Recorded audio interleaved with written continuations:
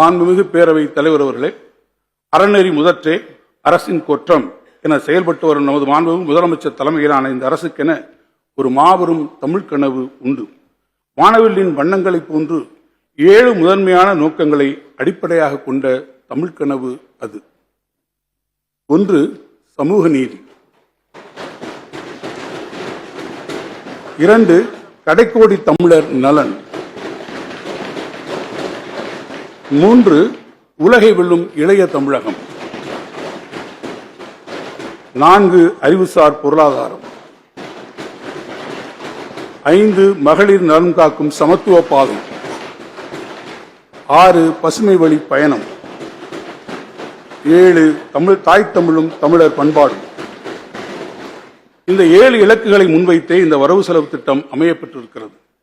தமிழர்களின் ஒற்றுமை, அரசியல் நேர்மை, குடிமக்கள் உரிமை, வணிகச் சிறப்பு, சமய நல்லிணக்கம், பசிப்பிணி ஒழிப்பு மற்றும் பெண்ணியம் உள்ளிட்ட சமூக சிந்தனைகள், பண்பாட்டு மரபுகள் ஆகியவற்றை எடுத்துரைக்கும் தமிழின் இரட்டை காப்பியங்களான சிலப்பதிகாரம், மணிமேகலை ஆகியவை 25 இந்திய மற்றும் உலக மொழிகளுக்கு சென்றடையும் வகையில் அவற்றை மொழிபெயர்க்க 2 கோடி ரூபாய் ஒதுக்கீடு செய்யப்படும்.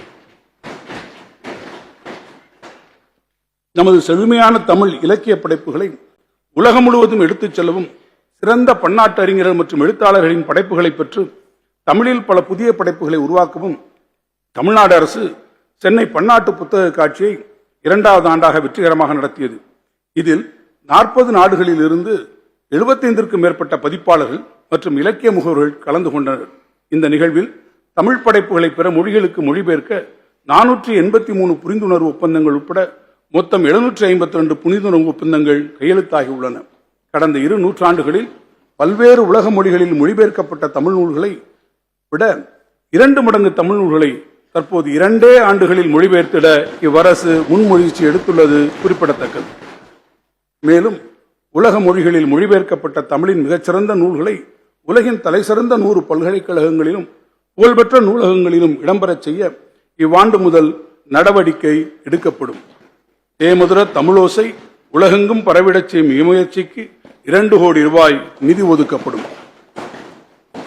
முத்தமிழறிஞர் கலைஞர் அவர்கள் தமிழ்நாடு பாடநூல் கழக தலைவராக பதவியேற்றிருந்த காலத்தில் கல்லூரி மாணவர்களுக்கான 32 துறைகள் சார்ந்த 875 கலை அறிவியல் பாடநூல்களை தமிழ் வழியில் வெளியிட்டு சாதனை படைத்தார்.